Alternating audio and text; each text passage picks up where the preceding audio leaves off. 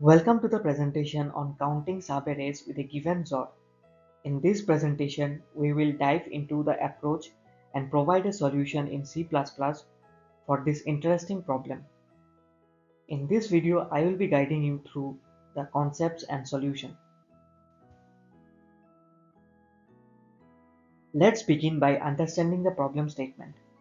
We are given an array of integers and we are tasked with finding the number of subarrays that have an XOR equal to given number k. A subarray is any contiguous portion of the array.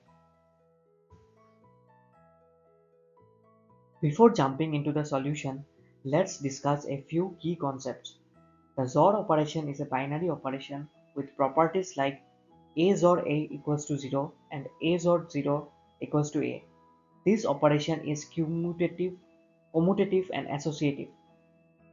We will also discuss prefix XOR where each element's XOR is computed from the start of the array up to that element and how this helps in finding subarrays with specific XOR values. The key insight for solving this problem lies in the relationship between the prefix XOR values. If we have the condition prefix XOR j XOR prefix XOR I-1 equals to k, we can simplify it to prefix XOR j equals to prefix XOR I-1 XOR k. Using this insight, we can efficiently track prefix XORs with a hash map and count the matching subarrays.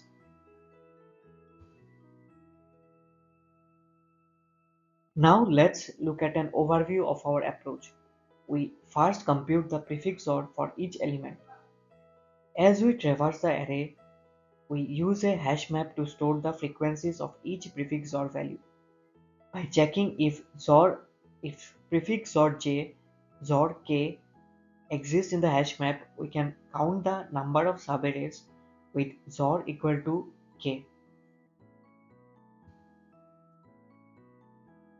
Here are the detailed steps of the algorithm. We initialize a hash map with the frequency of 0 as 1, then loop through the array. For each element, we update the current XOR and check if current XOR k exists in the hash map. If it does, we add the frequency of that value to the result. Finally, we update the hash map with the current XOR value.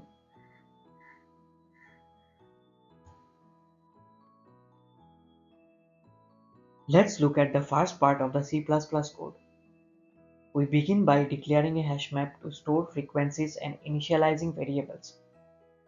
The loop will iterate over the array, compute the current XOR for each element, and check for matching subarrays using the condition discussed earlier. In this part of the code, we continue with the loop. For each element in the array, we update the current XOR by XORing it with the current number. We then check if current XOR k exists in the hash map. If it does, we increment the count by the frequency of that XOR value. Finally, we update the hash map with the current XOR value. This allows us to track the frequency of all XOR values encountered so far. After completing the loop, we return the total count of subarrays that have the XOR equal to k. Now let's explain the code in more detail. The hash map keeps track of the frequency of each prefix XOR value. The variable current XOR holds the XOR of the elements from the start to the current element. For each element, we check if current XOR k exists in the hash map. If it does, we add the frequency of that XOR value to the result. Finally, we update the hash map with the current XOR value.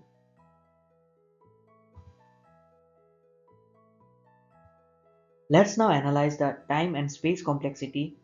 The time complexity of the algorithm is big O of n where n is the length of the array, as we only traverse the array once. The space complexity is big O of n, as we store the frequencies of prefix XOR values in the hash map, which could have at most n distinct values.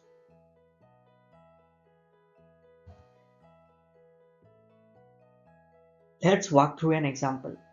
Given the array containing the elements 4, 2, 2, 6, and 4, and k equals to 6, we initialize the hash map with 0 to 1. As we traverse the array, we compute the current XOR for each element. We check if the current XOR k exists in the hash map. If it does, we add the frequency to the count. The final count will be the number of subarrays whose XOR equals to 6. In conclusion, by using prefix XOR and a hash map, we can efficiently